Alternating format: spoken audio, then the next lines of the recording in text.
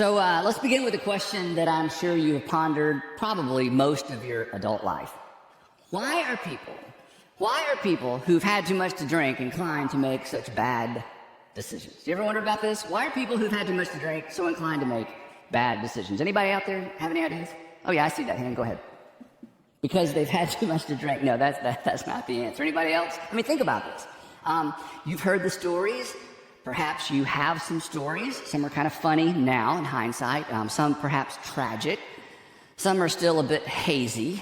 So here's the question. What's the correlation? What's the correlation between alcohol consumption and poor decision making? I mean, as far as I know, and you may know of an exception, but as far as I know, there's no correlation between alcohol and good decision making, right? I mean, I've never heard a story that concluded with this.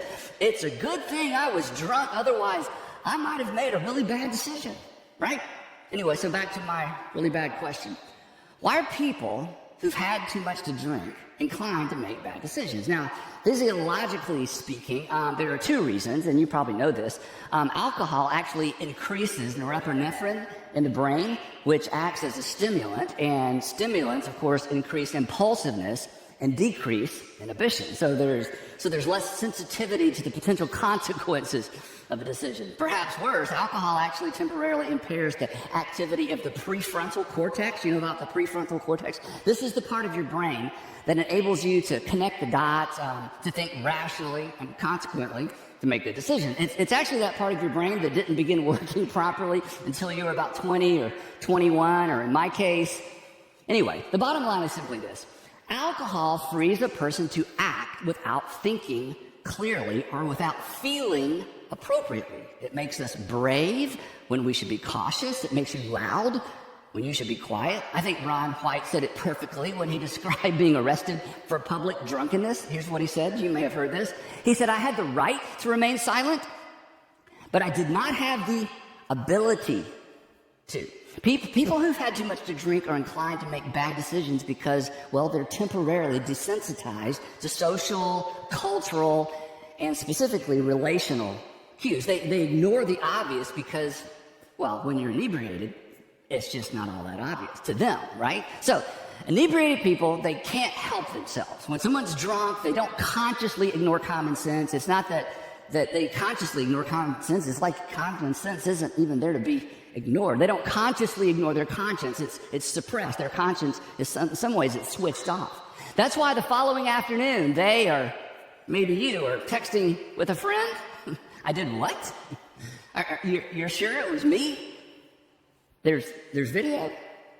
Anyway, and what does this have to do with you? Well, if you're drunk, it should be obvious. But of course, it isn't because, well, we've covered that, right?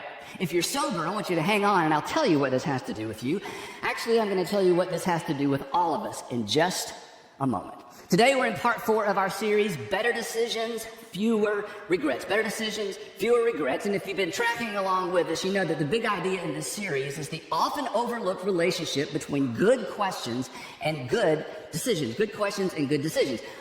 Good questions actually set us up for good or better decisions. And I'm absolutely convinced that if you will get in the habit of asking, answering honestly, and acting on your answer to these 5 questions, you will make better decisions and you will consequently live with fewer regrets. Your life will be better, and the people who look to you, the people who depend on you, their lives will be better as well. Because, as we've said every week, we aren't the only people. We aren't the only people impacted by our decisions. And we're not the only people impacted by our regrets either, right? So in part 1, I suggested you memorize the saying from the book of Proverbs. Hopefully some of you have done this. And the saying goes like this: the prudent see danger, and take refuge. But the simple, the naive, they just keep on going and they end up paying the penalty.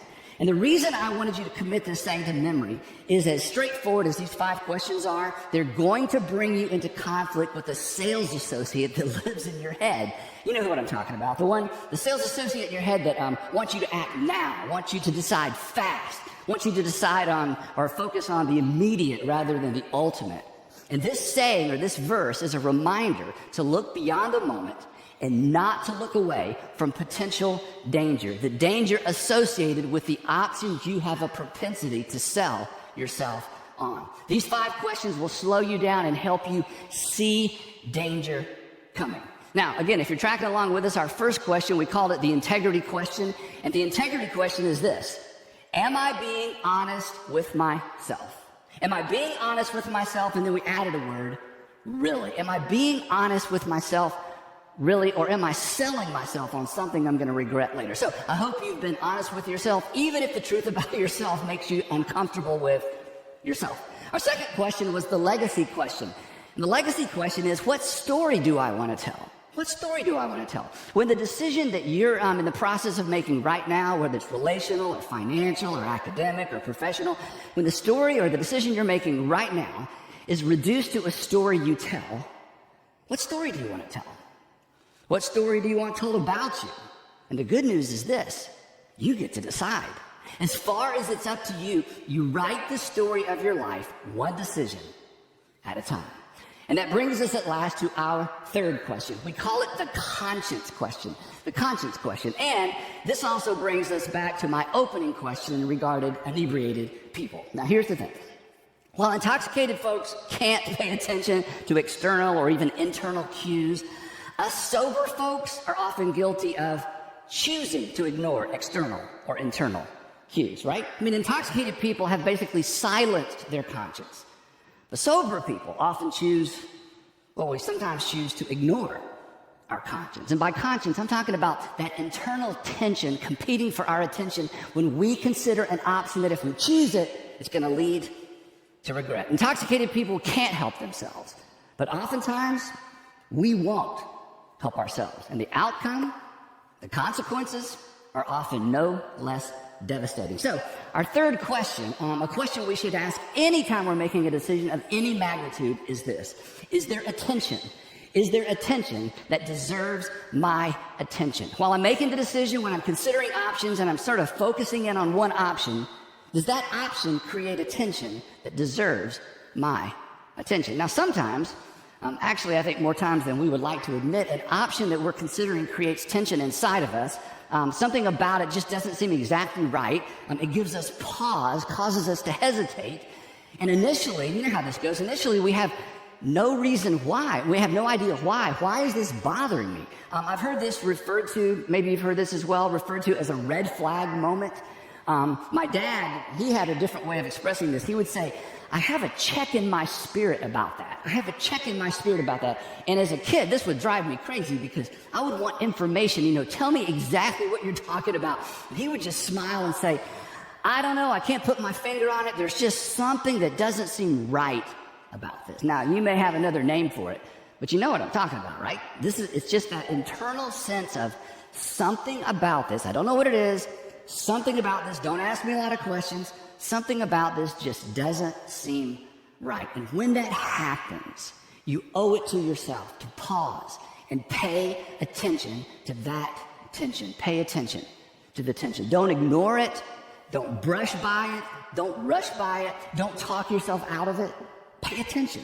Let it bother you. Now, the problem, of course, with this whole idea is that this is not easy to do. And it's not easy for all the same reasons we've talked about in this series. Focalism blurs and exaggerates things. Confirmation bias distorts things. Our schedules compress things.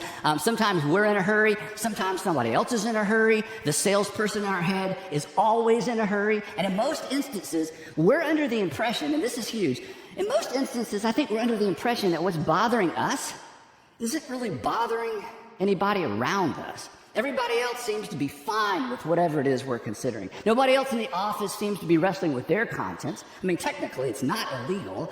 It's not immoral. But there's just something in you that feels like there's something not right about this. So, when something dings your conscience, pay attention. Now, at this point, you may be thinking, and I get this. At this point, you may be thinking, okay, Andy, look, I'm not sure exactly what you're talking about, but I don't make decisions based on my feelings, some intangible tension that probably doesn't deserve my attention. I just look at the facts, and then I decide based on the facts. Allow me to push back just a little bit. Actually, you don't. But I know it feels like you do. In fact, people who understand the brain and understand how the brain works, here's what they say. They say that when we have these red flag moments, it's actually a specific part of our brain alerting us to pay attention. And if we pause, we stand a far better chance of making a better decision. And if we don't pause, we sell ourselves right on past the tension that deserves our attention. And in fact, if you are into facts, pause and more facts may, in fact, surface. This isn't emotionalism. In fact, it's actually a facet of your intellect trying to slice through the fog of the exaggerated, distracting bits of information cluttering your ability to think rationally. So pay attention to the tension. And then there's this. We've all had this experience. You're considering an option. You're in the middle of making a decision. You're considering an option, and you have a sort of a plan coming together, and nothing about it bothers you. And then somebody else comes along and points out something you hadn't considered before. And suddenly, there's a tension where before there was no tension. A slight hesitation. And it's usually your mom, isn't it? I mean, moms are great about this. Honey, that all sounds good except for the fact that I think it's illegal. But it's not just our moms. Sometimes it's a friend. Hey, that sounds good to me, but what's your wife going to think about that? What's your husband going to think about that? Does your boss know about this? Tension. Can you afford that? Tension. Doesn't your contract rule that out? Tension. And of course, the problem with somebody else bringing things to our attention is that it creates relational tension, doesn't it? And that's a tension you should pay attention to as well. And here's why. We all, and I'm including myself in this, we all have a tendency to dodge the truth by discounting the truth teller, right? I mean, what does he know? What does she know? I mean, he's never walked in my shoes. He's never run a company. She's never, navigated the complexity of family life the way I'm having to navigate it. In fact, she can't even run her own life. I mean, look at his kids. Experts actually refer to this as the genetic fallacy, or the fallacy of origins. Since I don't like where the information's coming from, I'm just going to ignore the information. So here's the thing. As you consider your options, if there's any hesitation around a particular option, pause and allow, and I don't know a better way of saying this, just allow that tension to rise up and get as big as it can possibly get before you decide. If something bothers you, let it bother you. If something about him just doesn't seem right, if something about him just kind of bothers you, or about her just kind of bothers you, let it bother you, right? That job offer, that invitation, that deal, the fine print. Just, if something bothers you, just pause and allow it to bother you. Face it, embrace it, but don't excuse it. Face that tension until it either goes away or you decide to go in a different direction. Pay attention to the tension. If you don't, well, we'll get to that in just a minute. Now, there is a fascinating and rather well-known narrative from the life of King David, Israel's second king, that illustrates the importance of paying attention to a seemingly irrational and, in his case, an inconvenient tension. And I love this story. Now, as you probably know, David steps onto the pages of history as a shepherd boy. During that season of his life as a kid, a prophet shows up at his house where he's living with his family and announces to his family that God had chosen David to be the next king of Israel. Now, that's a good day when a prophet shows up at your home to say that one of your kids is going to be the next king. Now, the problem, of course, was Israel already had a king, King Saul. But Saul wasn't doing a very good job kinging, so God decided to replace him, but not quite yet. So time goes by, and young David has this legendary encounter with the Philistine giant Goliath that we all know about. And in that moment, after killing Goliath, David immediately becomes a household name throughout the kingdom of Israel and throughout the territory controlled by the Philistines as well. And it didn't take long before his popularity exceeded that of old King Saul, who was not a very good king. In fact, if you know this story, Saul becomes jealous of David. He tries to kill David. David is forced to flee. He becomes a fugitive. But by now, he's a legend. As far as the people of Israel are concerned, he's a hero. He's a war hero. And by the time he left Saul's service, he had a reputation not only as a warrior, but as a leader. So dozens and then hundreds of men flocked to David's side. Before long, he had his own small little army. But it was an army without a home. It was an army made up of people just like David, fugitives from the law. So as the story goes, eventually Saul gets some really good intel on David's whereabouts, and he gathers together about 3,000 soldiers, which in ancient times was a huge army. It was virtually impossible to gather that many soldiers in one place, but somehow King Saul pulls together 3,000 soldiers because he feared David and he knew his military prowess. And he leads his column of soldiers into the desert of En-Gedi to remove this threat to the throne once and for all, because he'd heard that David had been anointed king. And as a king, of course, Saul wants his son Jonathan to become the next king. And so as the story goes, late one afternoon, as they're winding their way through the rocky, windswept hills of the desert of En-Gedi, Saul halts the entire column of men so he can find somewhere private to relieve himself. He spies a cave and he heads off unaccompanied to take care of business. Now, if you know the story, you know this is where the story takes a strange and somewhat providential twist. David and a handful of his merry men are actually hiding in the very cave that Saul chooses. I mean, what are the odds of that? I mean, talk about the stars lining up, the gods smiling on you, right? From David's perspective, this was a best case scenario. Apparently what happened was this. When David got word, because he had some intel as well, that Saul and his oversized posse were headed his way, he told his men to scatter, hide in the hills until Saul and his soldiers passed through. And then once they were gone, David and his men would reconvene and escape in the opposite direction. And all of this was working perfectly according to plan until Saul gets nature's call, dismounts his mule, and makes his way up to the very cave that David chose as his temporary hideout. And when David and his men see Saul coming their way, what do? They just move further back into the cave. So imagine this from David's perspective. He's inside the cave. He's back in the recesses of the cave. He's staring out at the mouth of the cave, and Saul appears as a silhouette. Saul has just come in from that bright Middle Eastern sun. He can't see a thing. He walks in just far enough to ensure his privacy. He takes off his robe, tosses it to the side, hikes up his outer garment, squats down, facing the opening of the cave with his back to David and his men. Clearly, if you're David, right? Clearly, this was an omen. I mean, this was a sign from God. God had delivered David's enemy into his hands. What else could this possibly mean? I mean, he'd already been anointed king. Everybody knew he was next. The only thing standing in his way was the current king. And there he is, unguarded, vulnerable, unsuspecting. And if David wasn't thinking that, we know the men around him were, because of David's biographer. Well, here's what he says happened. He says his men whispered to David as they're back in the cave. They whispered to David, David, look, this is the day the Lord spoke of. This is the day the Lord spoke of when he told you a long time ago, I will give your enemy into your hands for you to deal with as you wish. And there he is. David, this is what you predicted would happen. Decision made. Let's kill Saul and go home. Enough of this wilderness fugitive living. This was the perfect scenario. I mean, no civil war. Think about it. No civil war, minimal bloodshed. So they're thinking, David, come on, just do it. Kill the king before the king kills you. Besides, what other option was there? I mean, remain an outlaw for the rest of our lives? This needed to end. And this was the perfect, clearly God-ordained time to end it. So you can just imagine the emotion in the cave that afternoon, the adrenaline, and imagine the pressure that David felt to act.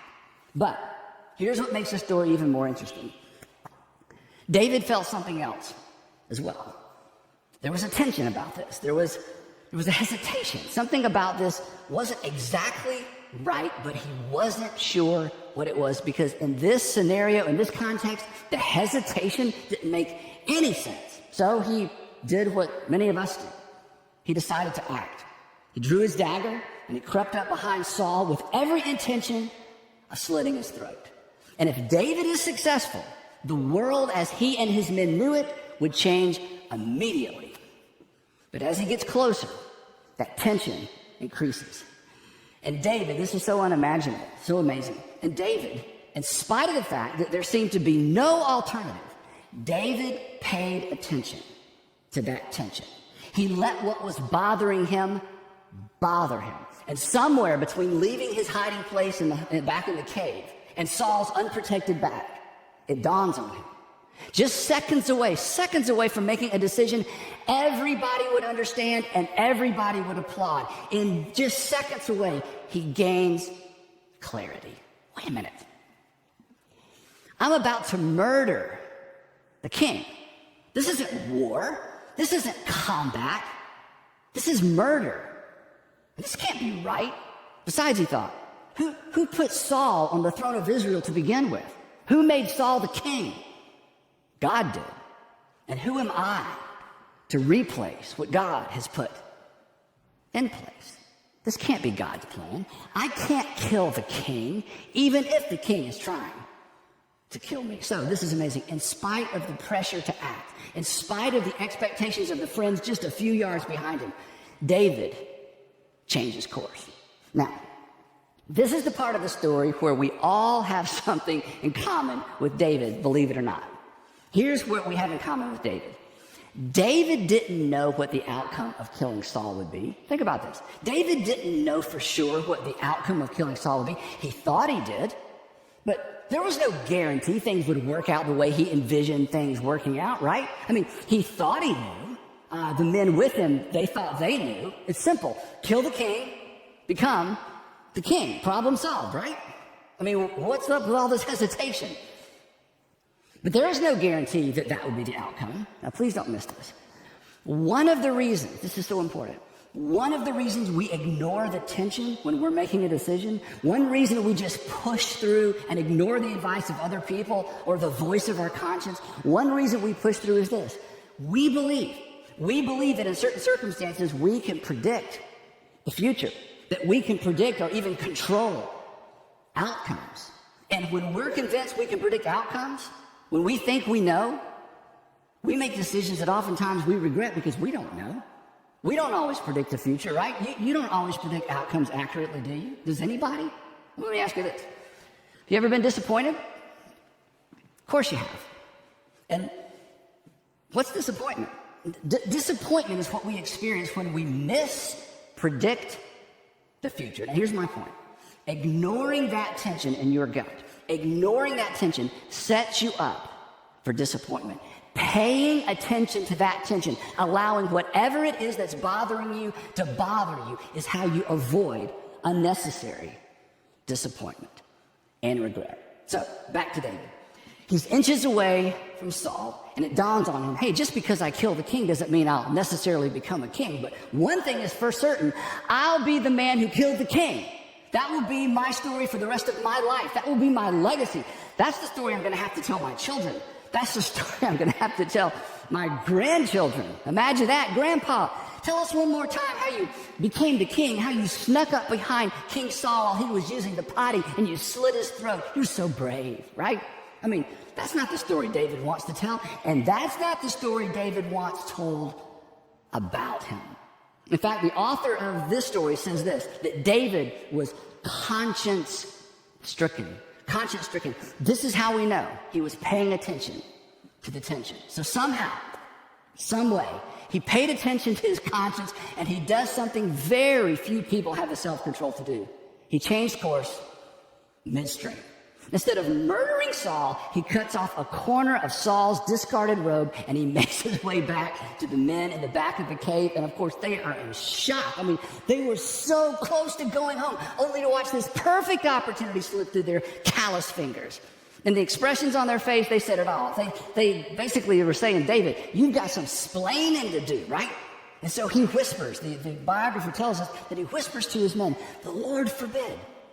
The Lord forbid that I should do such a thing. Wait a minute. Why did you leave the recesses of the cave then? Why are we here? The Lord forbid that I should do such a thing to my master, the Lord's anointed, to which they whispered, well, then let one of us do it. But David sharply rebuked his men and did not allow them to attack Saul. And Saul left the cave and went on his merry way, having no idea how close he came to losing his life that afternoon. Saul rejoins his men, gets back on his mule. He's preparing to continue his search for David when suddenly, this is such an interesting, dramatic part of the story, when suddenly he hears a voice calling his name, Saul, Saul, and 3,000 heads turn. And there stands the very man they have been hunting, the man they are paid to kill, the giant killer. There stands David. And he's in the mouth of the cave that Saul just exited. Can you imagine the drama of this moment? And he's holding something in his right hand. It's a piece of cloth, the color of Saul's royal robe. And Saul yanks his cape around to look, and sure enough, the corner is missing. And then David bows down to the ground. And at the mouth of the cave, he bows down, then he stands to his feet. He stands to his feet, and everybody recognized in that moment that David was the better man. Once again, David was the hero in his own story. He spared Saul's life when everybody knew that Saul would have taken his. And after a short speech, David concludes with this powerful, powerful statement, a statement that we should all take to heart. He says to Saul, with everyone listening, "May the Lord judge between you and me. May the Lord be the judge between you and me. I'll wait, and I'll allow God to determine the outcome of this conflict. I will not take matters into my own hands, and I will not replace what God has put in place, and I will not play God in your life, Saul, and I will not play God in mine. And I will not use your bad behavior as an excuse to do bad things. Saul, I will not be like you." A measured response, for sure. A measured response that resulted from paying attention to an inconvenient, talk about inconvenient, an inconvenient, irrational attention. Now, back to the story. All eyes are on Saul. He's been humiliated by David, but here's the amazing thing. He wasn't humiliated by David's military skill. He was humiliated by David's humility. So, what do you do now if you're King Saul? Continue the pursuit, right? Pursue a man who could have taken your life but chose not to. Do you close your eyes, say, "I'm going to close my eyes and count to 100 and give you a head start," right? I mean, even Saul knows better. So he turns his army around and he heads back to the city. Now let me ask you a question. We'll get back to the story in a minute. Do you want to be the hero in your story? Do you want to be the hero in your story? Do you know that you get to choose whether or not you're the hero in your own story? Do you want to be the hero in your story? Back to what we talked about last time. Do you want to write a story you'll be proud to tell, and you'll be proud for your children and your grandchildren to know and to tell? Then pay attention. Pay attention to that tension. Months later, Saul and his army are embroiled in a battle with the Philistines when a random Philistine archer stationed just behind the Philistine infantry launches an arrow intended to fall randomly among the Israelite army. But this random archer's random arrow found a seam in Saul's armor, and he's mortally wounded. He doesn't want to die at the hands of the Philistines, so he falls on his own sword, and he dies as the Israelite army is routed. And when word reaches the city, the citizens of the primary city at that time, they proclaim David king. And he becomes the king without murdering the king. And maybe, I don't know, this isn't in the text. I think maybe David thought to himself, well, if somebody had told me it was going to work out like that, it certainly would have made that whole cave episode a whole lot easier. I mean, if God had shown up and said, David, just relax. 7 chapters from now, the Philistines are going to take care of Saul for you. Wouldn't that have made things so much easier? But you know this. That's not how life works, is it? That's why we have to pay attention to the tension. That's why we dare not take matters into our own hands. That's why we dare not trust our ability to predict the future or control outcomes. That's why whenever you're making a decision of any consequence, you have to stop and ask yourself, is there attention that deserves my attention? Years ago, when my daughter, who's now married, was in the 8th grade, Allie, I was helping her study for a test. And you know how this goes, parents. You feel like when you're studying for a test with one of your kids that you're going to take the test the next day, right? So we're studying, and I really want her to do well, and she was a good student. And it occurred to me that Garrett, her older brother, had the same teacher in the same class 2 years before. So I said, hey, let me see if we can find some old tests to study from, like you do in college, because she gave me that look. I'm like, no, this isn't cheating. This is just what you do. So I go digging around, and sure enough, I find an old test, and I assured Allie, hey, teachers, they change tests all the time. Otherwise, they wouldn't have given this test back. The next day, she goes in to take the test, and it's the same test. When she got home, of course, I asked what parents ask. I said, how did we do on our test? She said, Dad, it was the same test Garrett had, and I felt like I was cheating. And I said, no, you weren't cheating. That's not cheating. And then I go on to give her this long, convoluted explanation about why using an old test to study from isn't cheating, trying to ease her conscience, right? She interrupts me, and she says, Dad, it's okay. I told him. I'm like, wait, you told your teacher? She said, yeah, I told him that I had Garrett's old test and that I used it to study from and that it was the same test. And so, of course, now I'm feeling terrible. And I said, Allie, I'm so proud of you. I got you into trouble. And then I said, well, so what happened? And she said, well, nothing. He said he had planned to change the test, but the copying machine wasn't working that morning. So he just used an old test and wasn't a problem. When Allie saw the test that morning, she had a decision to make, right? Do I tell my teacher or not? Now, I'm pretty sure that when I was in the 8th grade, I might have opted for not. Anyway, but when she thought about not, there was what? There was the tension. And she paid attention to the tension, and she told her teacher the truth. And I'm so glad she did. Otherwise, I would not have been able to use this story as an illustration. Anyway, now, what does all that have to do with you? Here's what it has to do with you. Here's what I know about you. The decision that you're wrestling with right now falls somewhere between choosing whether or not to tell your math teacher that you studied from an old test and murdering a king, right? But the principle is the same.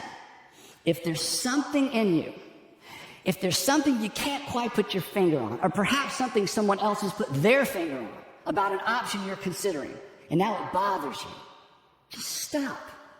Pay attention. Give it some time. Let it bother you until you know why it bothers you. Don't ignore it. Don't brush by it. It may be, it may be God's way of protecting you and protecting your family. This may be His way of keeping you from a decision that you will live to regret. That inconvenient, seemingly irrational tension may be the pathway to an option you've never considered, an option you didn't even know was available. So, here's the question. Is there a tension that deserves your attention? Is there a tension that deserves your attention? Every time you're considering an option, every time you're making a decision of any consequence, stop and ask the question, is there a tension that deserves my attention? And if so, pay attention to that tension. Like David and like Allie, you'll be glad that you did.